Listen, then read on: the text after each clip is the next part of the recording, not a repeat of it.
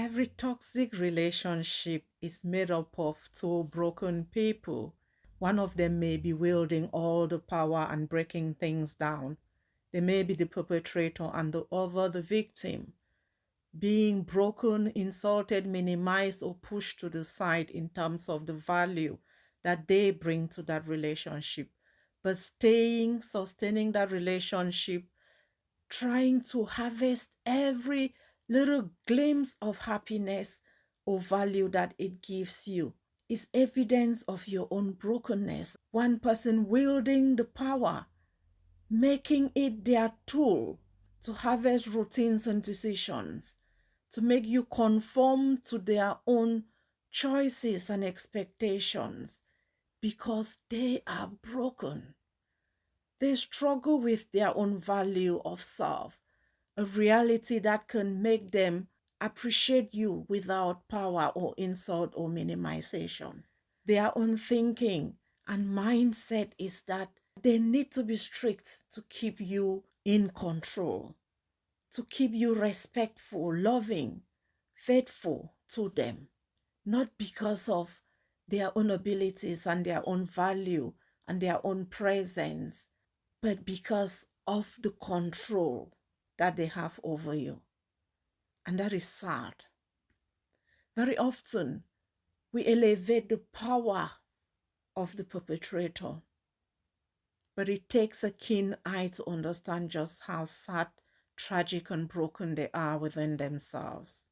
All toxic relationships that remain sustained harbor two broken people, broken in their own different ways, each seeing themselves in a way that limits their natural ability to elevate, to nurture, to love, to command a relationship that doesn't need pain and threats to keep them together meaningfully.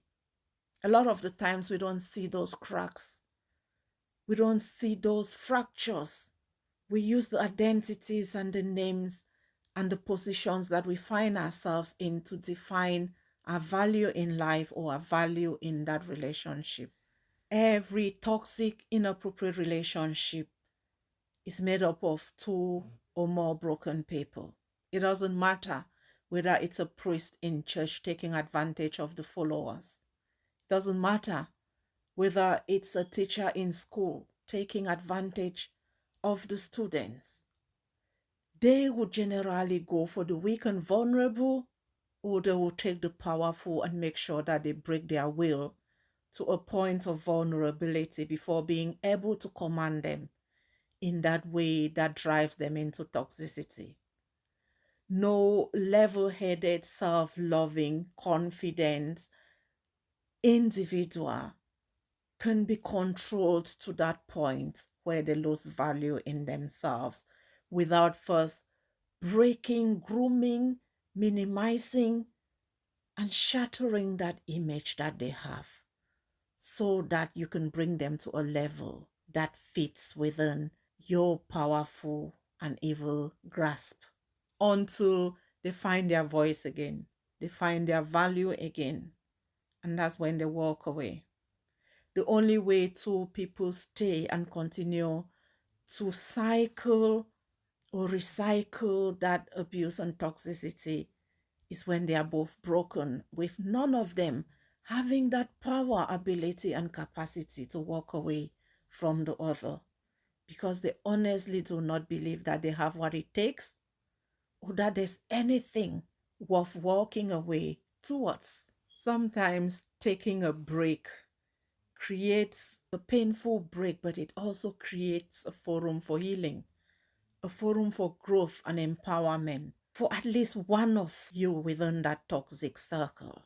Breaking that circle brings in air.